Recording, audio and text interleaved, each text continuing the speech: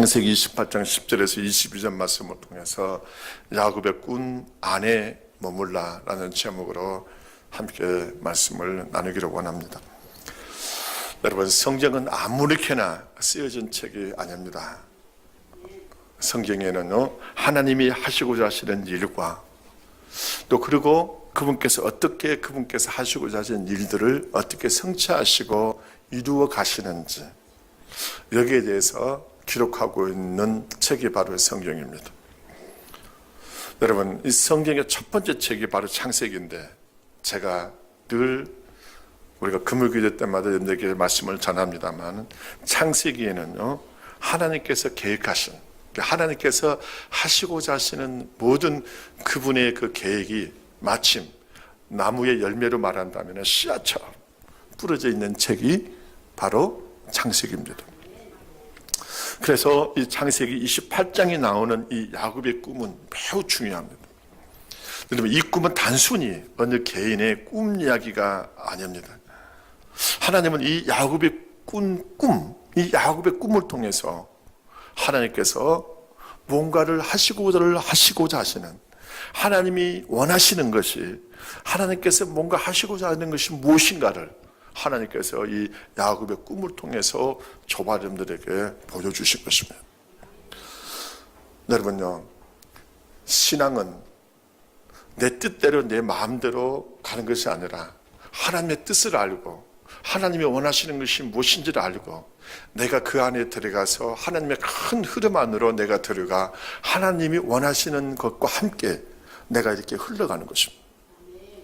마침 강물처럼, 여러분, 강물이 흘러갈 때 여러분 그 강물을 거스르는 것이 아니라 내가 그 강물과 함께 흐름을 통해서 나가는 것, 이게 신앙의 영적 성장의 원리에서 참으로 중요한 것입니다. 그러므로 저반들이 야곱의 꿈을 통해서 하나님이 원하시는 것이, 하나님께서 정말 창세기를 통해서, 하나님께서 성경을 통해서 우리에게 보여주신 것이, 하나님이 하시고자 하시는 것이 무엇인가를 우리가 알고 깨달아서 우리가 그 흐름 안으로 들어가서 하나님과 함께 우리가 흐른다면 하나님은 저와 여러분에게 놀라운 일들을 행하시고, 하나님이 저와 여러분들에게 축복하시고, 장래에 하나님은 저와 여러분들에게 크게 칭찬하실 줄로 믿습니다.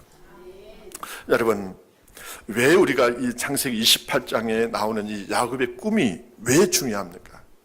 그것은 바로 이 야곱이 여러분 가장 처음으로 그가 하나님을 만났고, 하나님을 만나고 난 뒤에 그가 어떻게 그 하나님께 반응했는지, 어떻게 하나님께 그가 반응했는지를 말씀하고 있기 때문에 이 창세기 28장이 중요합니다. 사실은 야곱은요, 아주 경건한 집안에서 태어났습니다. 여러분 생각해 보십시오. 그 할아버지는 누굽니까? 아브라함입니다. 아브라함은 성경은 믿음의 조상이라고 말하고 복의 근원이라고 말합니다. 그리고 그의 할머니는 누굽니까? 사라입니다. 여러분, 그들은 하나님의 그 역사를 체험했던 사람들이에요. 하나님이 약속해 주신 그 약속을 붙들고 하나님께서 그들이 정말 아이를 낳을 수 없는 그런 몸인데도 불구하고 하나님께서 살아계셔서 역사하셔서 그들의 몸을 통해서 하나님께서 이삭을 주신, 하나님의 놀라운 역사를 체험한 그런 가정이 바로 이 야곱의 가정이었습니다. 그리고 이 아브라함과 사라, 그리고 그의 아버지는 누굽니까? 이삭과 리브가입니다. 여러분, 그들의 집안을 보게 되면 참으로 믿음의 가정이었고 신실한 가정이었고 경건한 그러한 집안이었습니다. 근데 여러분, 창세기 28장 이전에는 야곱이 하나님을 만났다라는 것이 기록되지 않습니다. 야곱이 처음으로 하나님을 만난 곳이 바로 창세기 28장에 나오는 베델에서 처음으로 이 야곱이 하나님을 만납니다. 근데 그가 하나님을 만난 상황을 보게 되면 그가 아주 상황이 좋았을 때 그가 하나님을 만나지 않습니다. 그는 형 에서로부터 장자권을 빼앗았던 뒤 아버지 이삭으로부터 장자권의 축복을 받고 난 뒤에 그 사건으로 인해서 그 형 에서가 야곱에게 야곱을 죽이겠다라고 말하자 그 형 에서를 피해서 도망자의 신세, 자기 외삼촌 라반의 집으로 도망하는 아주 처량한 신세가 되어져서 도망을 칩니다. 여러분, 도망자에게 누가 함께할 사람이 있겠습니까? 그가 머물 곳이 있겠습니까? 모든 것이 충분하지 않았습니다. 그는 외로웠고, 그는 가진 것도 없었고, 아주 방랑제의 신세가 돼서 처량한 신세. 그리고는 그가 도망을 치는데, 오늘 11절에 보게 되면은요, 한 곳에 이르러서는 해가 진지라 거기서 유숙하려고 그곳에 한 돌을 가져다가 베개로 삼고 거기 누워 자더니, 쉽게 말하면 지금 야곱이 아주 처량한 신세가 되어져서 머물 곳이 없어서 광야에서 그는 베개가 없어서 돌을 베개 삼아서, 쉽게 말하면 노숙자의 신세가 되어져서 처량하게 그는 하늘의 별들을 보면서 자려고 잠을 청했던 그 신세였습니다. 여러분, 이런 신세에 있었습니다. 그는 애로웠어요. 그는 고통스러웠어요. 아주 그는 힘들었었습니다. 근데도 불구하고 그곳에서 누구를 만났습니까? 하나님을 만난 것입니다. 여러분, 사실은 야곱이 하나님을 만날 때는요, 그가 하나님을 찾거나 그가 하나님을 만나고자 한 것이 아니었습니다. 누가 그에게 찾아왔습니까? 하나님이 그에게 찾아오신 것입니다.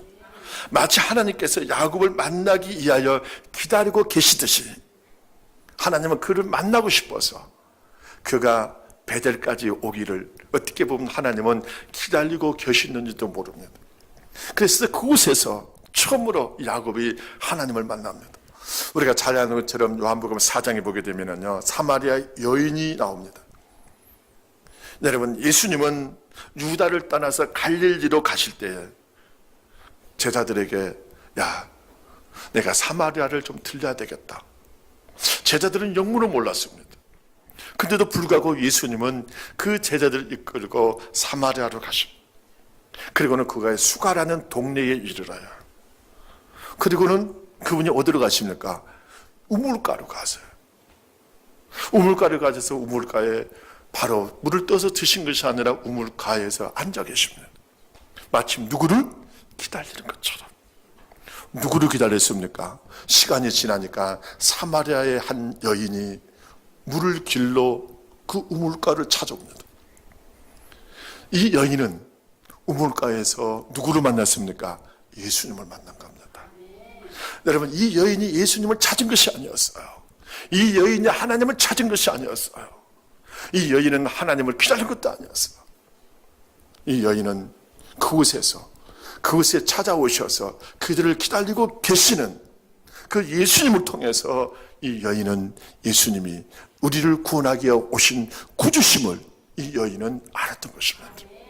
바로 야곱도 마찬가지였습니다.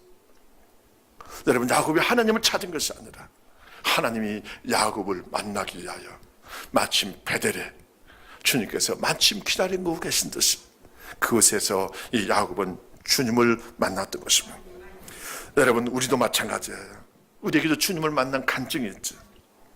우리가 주님을 만나기 전에 어땠습니까? 사실은 야곱과 같았습니다. 우리도 세상에서 마침 나그네와 같았어요. 마음 둘 곳이 있었나요? 마음 둘 곳이 없었습니다. 여러분, 우리는 그때 얼마나 애로웠습니까? 우리는 의지할 곳이 없었습니다. 그때 누가 찾아오셨습니까? 하나님이 저와 여러분에게 찾아오셨고, 그때 우리는 주님을 만났습니다. 오늘 감사하시는 여러분 되시길 바랍니다. 한때 우리는 이 야곱처럼 처량하고 의지할 곳 없던 자들이었지만은 그때 하나님 우리에게 찾아오셔서 우리를 만나 주신 것입니다. 이건 놀라운 축복입니다. 이게 바로 하나님께서, 그 전능하신 하나님이, 그 살아계신 하나님이 야곱을 만나신 것처럼, 사마리아 여인을 만난 것처럼 저와 여러분들을 우리에게 찾아오셔서 우리를 만나 주신 것입니다. 우리는 얼마나 형편없었습니까? 제가 지난주에 제가 아동선 때 실습을 나오는 사회복지 실습 선생님이 있어서 그 사람들과 같이 이제 말씀을 나누면서 내가 좀 죄에 대해서 좀 이야기를 했습니다. 그랬더니 그 한 젊은 그 여자 선생님이 실습이 있었다 뭐라 썼냐면요. 내가 이렇게 큰 죄인이었단 말인가? 이렇게 내가 많은 죄를 짓고 살았단 말인가? 이렇게 고백하는 그 한 선생님이 있었습니다. 그래서 예수님을 만났죠. 할렐루야. 여러분, 미천한 저바 여러분들, 부족한 저바 여러분들을 하나님께서 우리를 만나시기를, 하나님이 우리를 만나시게 하여 그분이 우리에게 찾아오셨다는 사실. 여러분들은 감동이 없습니까? 기쁨이 없습니까? 그 전능하신 하나님이, 그 놀라우신 하나님이 가장 미천하고 가장 형편없는, 그때 우리가 애로웠고 의지할 것이 없어서 세상에서 우리가 마음 둘 것이 없는 그때에 주님은 저와 너에게 찾아오셔서 우리를 만나 주신 줄로 믿는 여러분 되시길 바랍니다. 자, 그런데요, 창세기 28장 13절 이하를 보시면은 찾아오셔서, 하나님이 야곱에게 찾아오셔서 그냥 계셨어요? 아닙니다. 내가 누워 있는 땅을 내가 너와 내 자손에게 주리니 내 자손이 땅의 찌꺼같이 되어 내가 동쪽과 북쪽과 남쪽으로 퍼져나갈 것이며 땅의 모든 족속이 너와 내 자손으로 말미암아 복을 받으리라. 내가 너와 함께 있어 내가 어디로 가든지 너를 지키며 너를 떠나지 아니하리라. 좀 크게 아멘 하세요. 하나님께서 야곱을 찾아오실 뿐만 아니라 하나님은 또한 야곱에게 뭘 주셨습니까? 약속을 주십니다. 이 약속은요, 하나님께서 너를 지킬 것이다. 내가 너를 돌볼 것이다. 너가 이 땅에 동쪽과 북쪽과 남쪽으로 너의 자손들이 모일 것이다. 티끌같이 퍼져 나갈 것이다. 이 약속은 하나님께서 야곱에게 하신 약속의 말씀이기도 하지만 이 자리에 있는 저와 여러분들에게 하신 약속인 줄로 믿는 여러분 되시기를 주님의 이름으로 축원합니다. 주님께서 우리에게 찾아오셔서 또한 우리를 만나주시면서 그 주님은 우리에게 너희가 복을 받을 것이다. 내가 너와 함께 있어 내가 어디를 가든지 너를 지킬 것이며 내가 너를 떠나지 아니하리라. 하나님께서 이렇게 저와 여러분들에게 약속하신 줄로 믿는 여러분 되시길 바랍니다. 하나님은 신실하십니다. 그분은 우리를 떠나지 않을 것이고, 그분은 우리가 어디로 가든지 그분은 우리와 함께 할 것이고, 그분은 우리를 지키실 줄로 믿는 여러분 되시기를 바랍니다. 여러분 요한복음 10장 28절에 보게 되면요, 내가 그들에게 영생을 주노니 영원히 멸망하지 않을 것이요 또 그들을 내 손에서 빼앗을 자가 없느니라고 말씀하십니다. 전능하신 분, 살아계신 하나님이 저와 너를 지키시고 우리를 보호하시고 그 누구도 저 마음들을 그분의 손에서 우리를 빼앗을 자 없다라고 주님께서 우리에게 말씀하고 계십니다. 할렐루야. 그러므로 저 마음들은 좀 안심해야 되고, 저 마음들은 염려하지 말아야 되고, 저 마음 두려워하지 말아야만 되는 것입니다. 자, 그러면은요, 이 야곱이 하나님을 만나고, 그 하나님이 야곱에게 찾아와서 이 야곱이 하나님을 만나고 하나님께서 그에게 약속을 하셨는데, 그때 야곱이 어떻게 반응을 했습니까? 이게 중요합니다. 18절을 한번 보십시오. 18절에 보게 되면 야곱이 아침에 일찍이 일어나 베개로 삼았던 돌을 가져다가 기둥으로 세우고 그 위에 기름을 붓고, 야곱은요, 그가 베개로 삼았던 돌을 가져다가 기둥으로 세웠습니다. 그리고는 그 위에 기름을 부었어요. 그럼 여기 돌의 의미가 무엇입니까? 이게 중요합니다. 여러분, 우리가 잘 아는 베드로가 처음으로 주님을 만났을 때 주님은 그의 이름을 바꿔주세요. 요한복음 1장 42절에 보게 되면 내가 요한의 아들 시몬이니 장차 게바라 하리라. 이 게바는 번역하면 베드로, 다른 말로 말하면 반석, 다른 말로 말하면 돌. 자, 따라해봐요. 돌, 반석. 이 베드로가 주님을 딱 만나자 주님은 그 베드로로 하여금 뭐라 말합니까? 너는 앞으로 돌이 될 것이다. 게바라 할 것이다. 반석이 될 것이다. 이렇게 말씀하셨어요. 이 베드로는 이 말의 뜻을 사실은 몰랐어요. 돌. 근데 이 베드로가 주님과 같이 지내면서 3년이 딱 지났습니다. 3년이 지난 뒤에 이 베드로가요 이렇게 고백을 해요. 주는 그리스도시요 살아계신 하나님의 아들이십니다. 이 베드로가 이 고백을 딱 하자, 주님께서 이 베드로에게요 놀라운 말씀을 하십니다. 너는 베드로라. 쉽게 말하면 너는 돌이라. 내가 이 반석 위에 내 교회를 세울 것이다. 이렇게 약속하십니다. 주님은 어떻게 보면 베드로가 주는 그리스도시에 살아계신 하나님의 아들이신다라는 이 믿음의 고백을 할 때까지 주님은 마치 뭐하고 계셨습니까? 기다리고 계셨습니다. 그래서 이 베드로가 돌이, 반석이 예수님을 보고 주는 그리스도시요 살아계신 하나님의 아들이신다라고 고백을 하자 예수님은 너는 돌이다. 너는 반석이다. 내가 그 믿음 위에 내가 내 교회를 세울 것이다. 다시 말씀드리면요, 이 야곱이 하나님을 만나고 난 뒤에 그가 베개 삼았던 그 돌을 기둥으로 세운 것은 하나님께서 이 야곱이 한 행위는 자기 자신을 위한 것이 아니라 누구를 위한 걸까요? 하나님을 위한 것입니다. 여러분, 다시 말씀드리면 그 돌을 뭘로 세웠습니까? 기둥으로 세운. 돌을 기둥으로 세웠다는 것은 이것은 바로 뭘 상징하냐면 하나님께서 이 땅에 교회를 세우시고자 하시는 것과 똑같은 것입니다. 다시 말씀드리면 하나님은 그분을 만난 사람들 그리고 그분을 믿는 사람들을 통해서 이 땅에 그분의 교회를 세우고자 하신 것입니다. 여러분, 디모데전서 3장 15절을 보시면요 뭐라고 말씀합니까? 하나님의 집이 살아계신 하나님의 교회요 진리의 기둥과 터라고 말씀합니다. 쉽게 말하면 야곱이 세운 이 돌이 기둥으로 세웠다라는 것은 이 기둥이 바로 뭡니까? 하나님의 집이요 하나님의 교회임을 하나님께서 이미 야곱을 통해서, 그것도 창세기 28장에서 하나님께서 이것을 야곱에게 뭐한 겁니까? 계시해 주신 것입니다. 여러분, 우리도 주님을 만난 뒤에는요 저만도 그것으로 끝나서는 안 됩니다. 누구든지 주 예수를 믿음으로 구원을 받습니다. 그러나 구원받은 것으로 그들은 끝난 것이 아니라 반드시 기둥으로 세워져야 되는 것입니다. 여러분, 야곱이 하나님을 만나고 그걸로 끝난 것이 아니었습니다. 그를 하나님을 만나고 하나님께서 그에게 약속을 주시고 약속을 받고 그것이 끝난 것이 아니라 그는 돌을 기둥으로 세웠고 그 위에 기름을 부은 것입니다.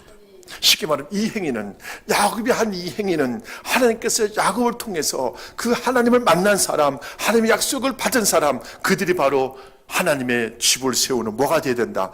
기둥이 되어야 될 것을 하나님께서 말씀하신 것은 결국에는 하나님을 만난 너희를 통해서 하나님은 뭐를 세울 것이다? 교회를 세울 것이다 라고 하나님은 이미 창세기 28장에서 하나님께서 야곱의 꿈을 통해서 하나님께 그에게 보여주신 것입니다. 그러면 저반들은 예수 그리스도를 만난 사람, 하나님을 만난 사람들은 반드시 뭐가 되어야 됩니까? 기둥이 되어야 됩니다. 뭐를 세우기 위한 기둥? 교회를 세우기 위한 기둥. 여러분들의 그 돌이 뭐가 되어야 됩니까? 기둥이 됩니다.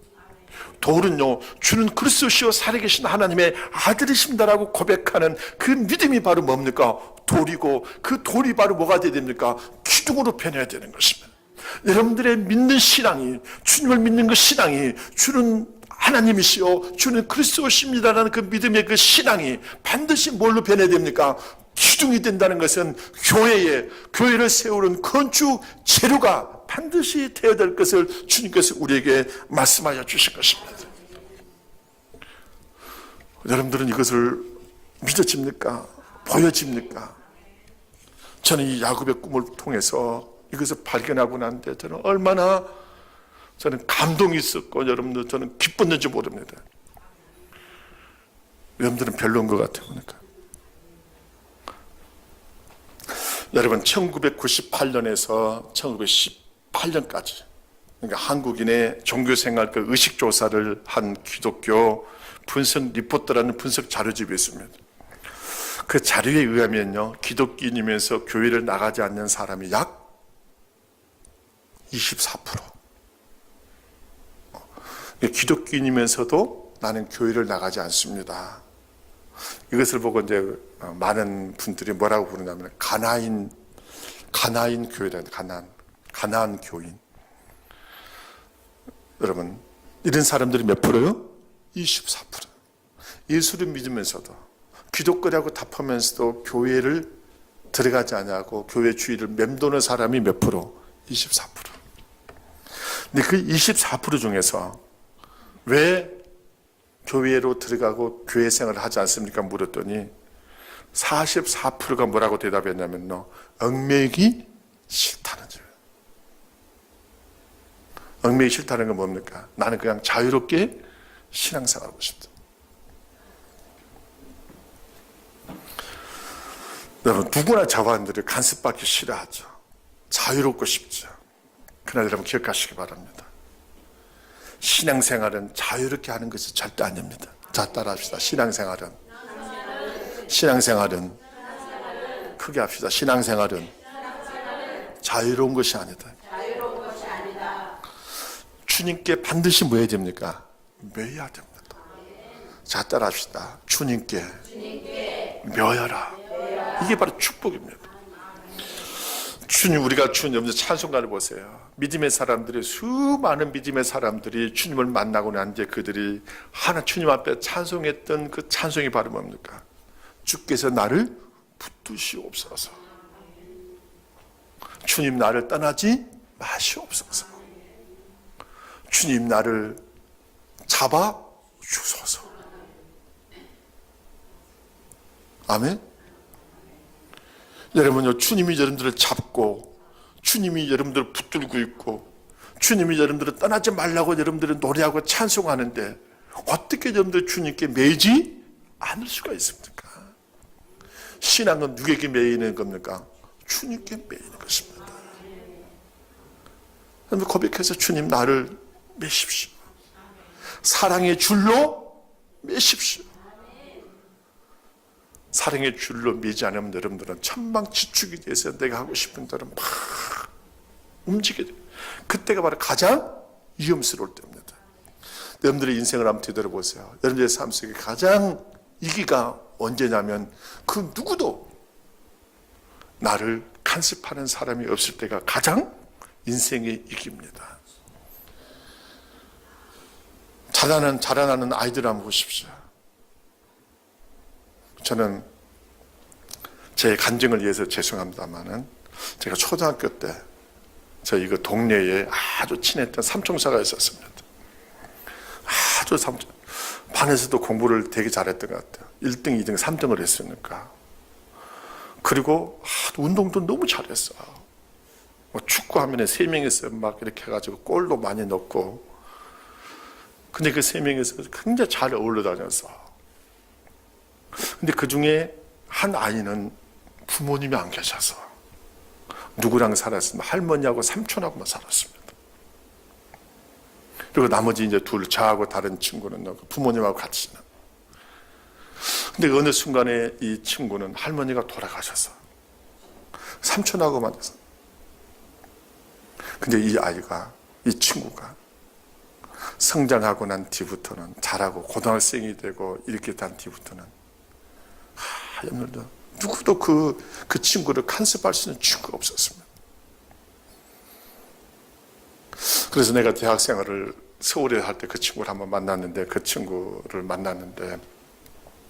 굉장히 반가웠죠. 그러고 나서 얼마 뒤에 내가 만났더니 누군가가 저한테 그 친구 소식을 전해주는 거예요. 조폭이 됐다.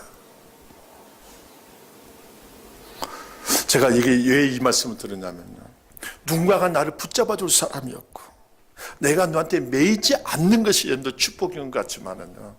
우리가 주님께 매이는 것이 바로 뭡니까? 축복입니다. 자, 따라합시다. 주님께 매이는 것이 축복이죠. 누가 나를 붙잡아 주고 누가 나를 정말 지켜주고 누가 나와 함께 해주고 때로는 듣기 싫은 그 간섭과 잔소리처럼 들리는 그와 같은 말이 있다 할지라도 그것이 나에게 뭐가 됩니까? 사실 축복. 우리 두 자녀가 있지만 부모가 듣기 싫을 겁니다.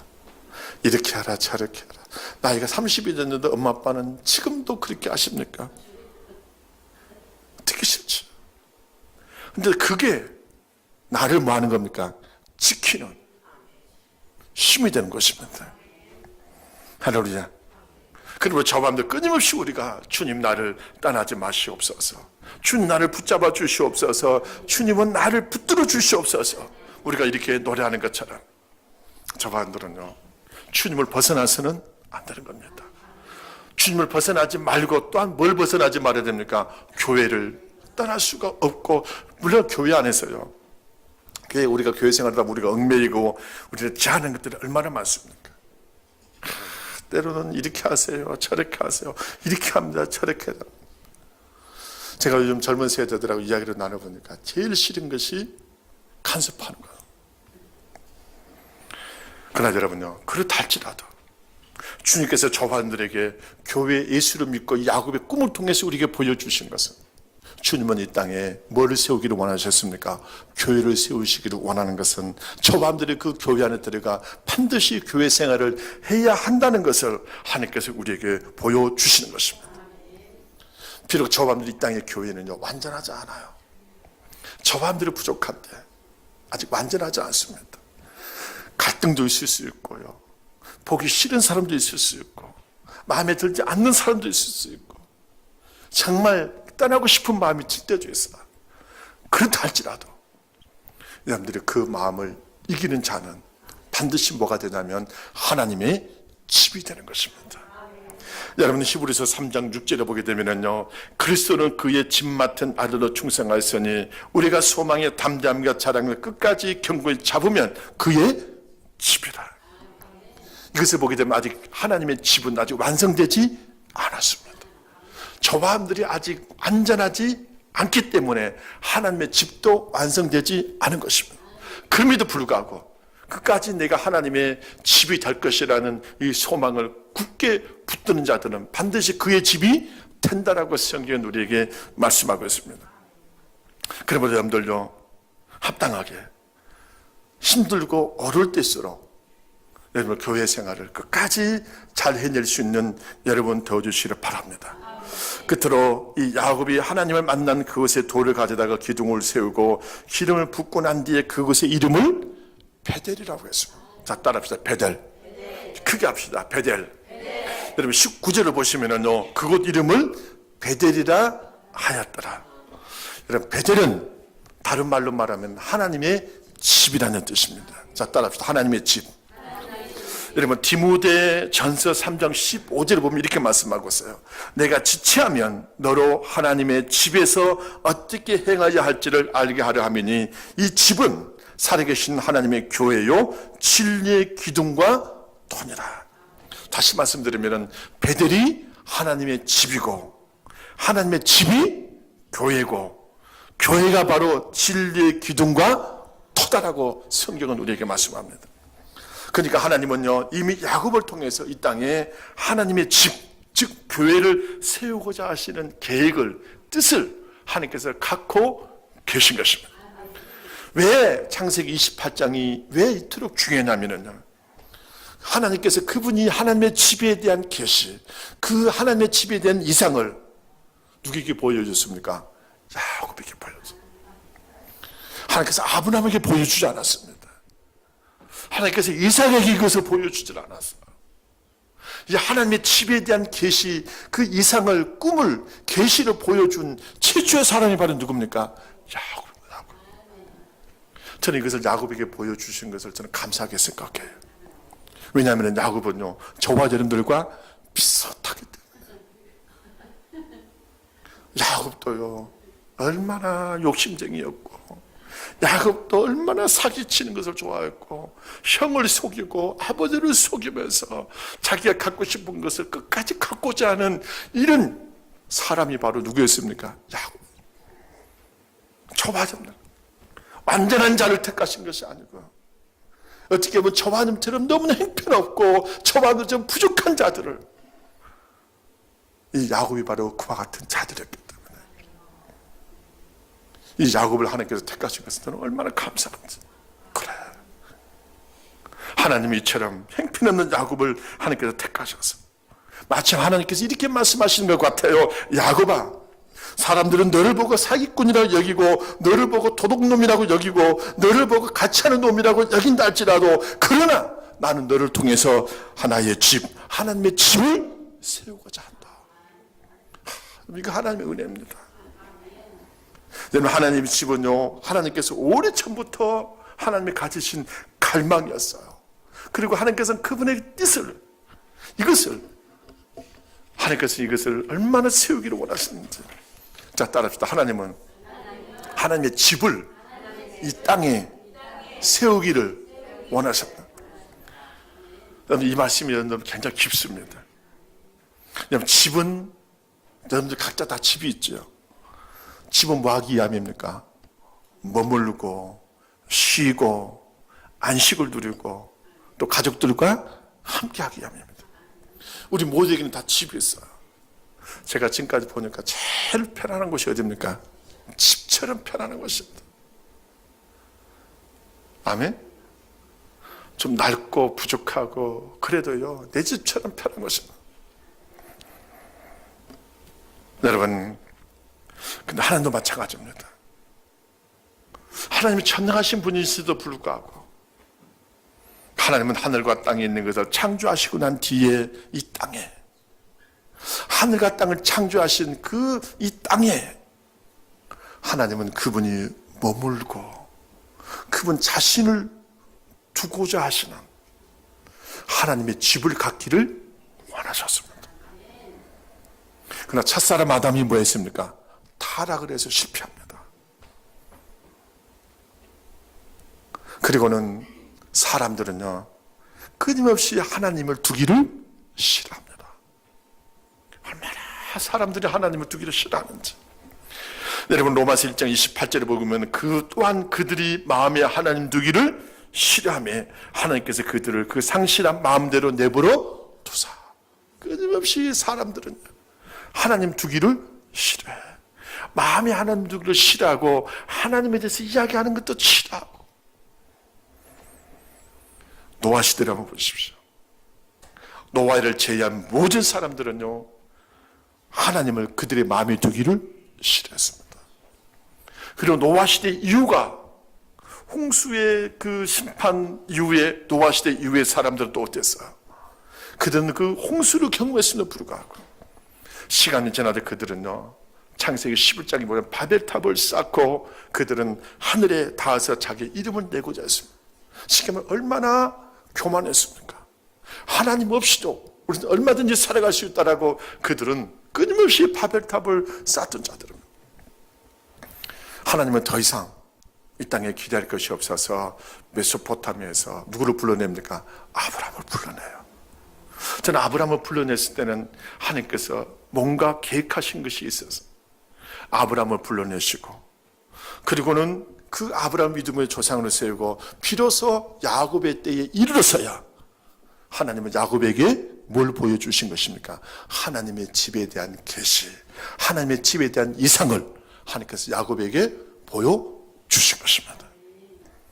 마침 하나님께서, 그 전능하신 하나님이, 그 살아계신 하나님이 자기 자신을 주시기를 원하시고 그분 자신이 머물 곳, 하나님의 집을 이 땅에 세우기를 원하신 것을 우리가 발견합니다. 여러분, 교회는 어떤 곳입니까? 하나님께서 그분 자신을 두시고 그분 자신이 머물 수 있는 것이 바로 교회입니다. 하나님이 사람이 되어서 이 땅에 오신 그 예수님께서 십자가에서 죽으시고 부활하심으로 말미암아 비로소 이 땅의 교회를 산출하시면, 교회는 하나님을 모신 자들이 모인 곳이 바로 교회요. 그분은 우리 안에 계실 뿐만 아니라 또한 우리가 함께 모일 때에 함께 하십니다. 여러분요, 우리가 주님을 우리가 모셨지만 우리가 모일 때에 또 누가 함께 하십니까? 주님이 함께 하세요. 여러분, 함께 하시니까 우리는 뭐가 되는 겁니까? 하나님의 집, 하나님의 거하실 초소. 이것이 요한계시록은 22장에 가되면 새하늘과 새 땅에서 최종적으로 하나님이 그들을 장막 삼는다라고 말씀하신 표현입니다. 하나님이 직접 그들과 함께 하시고 그들은 하나님의 백성이 되어서 친히 하나님이 그들과 함께 하실 것이다. 하나님은 그 최종적인 것으로 완성하실 것입니다. 그러나 주 예수님이 오시기 전까지는 하나님은 그분의 자신을 두시고 그분이 머물 수 있는 곳이 바로 어디입니까? 교회입니다. 그래서 하나님께서는 야곱의 꿈을 통해서 하나님께서 이것을 야곱에게 계시해 주신 것입니다. 저는 여러분들이 이것을 놓치지 않는 여러분들 되시라 바랍니다. 여러분, 하나님은 구약에서는요, 성막, 성전을 통해서 그분이 머물 곳을 얻으셨지만 신약에서는 교회를 통해서 그분 자신을 두시고 그분 자신이 머무실 곳을 하나님은 얻으신 것입니다. 그래서 에베소서 2장 22절을 보게 되면 이렇게 말씀합니다. 너희도 성령 안에서 하나님이 가하실 처소가 되기 위하여 그리스도 예수 안에서 함께 지어져 가느니라. 여기는 여러분들은 이 축복을 놓쳐서는 안 됩니다. 예수 믿고 구원받고 그로 끝난 것이 아니라 우리는 하나님이 거하실 처소로 함께 지어져 가야만 하는 것입니다. 여러분들, 하나님의 그 임재, 하나님이 함께 하신, 하나님께서 우리가 하나님의 처소가 될 수 있는 길이 바로 뭡니까? 우리가 함께 모인 그곳에 하나님께서 함께 하시고, 그리고 우리가 하나님의 거하실 처소로 우리는 앞으로 계속해서 뭐 해야 됩니까? 지어져 가야만 하는 것입니다. 할렐루야. 그러므로 여러분, 예수 믿고 구원받고 난 뒤에는요, 혼자서 신앙생활하는 거 절대 안 합니다. 우리가 예수 믿고 구원받고 난 뒤에 반드시 교회 안에 들어와서 그 교회는 하나님의 가실 뭐가 됩니까? 처소, 하나님의 집. 이 집이 아직은 완성되지 않지만은 우리 주 예수님이 이 땅에 오시면 완성이 될 것입니다. 그때까지 교회 생활이 힘들고 어렵더라도 그까지 참고 견디면서 사랑하는 법을 배우고 용서하는 법을 배우고 함께하는 법을 배우고, 또 하나님께서 여러분의 교회를 여러분들이 섬길 때 하나님께서 또한 여러분들에게 섬길 수 있는 물질과 또 재능과 하나님께서 이 모든 것을 주시는 하나님이심을 여러분들 믿으시고 끝까지 승리해가는 여러분들 되어주시기를 주님의 이름으로 축원합니다. 기도합니다. 살아계신 아버지 하나님,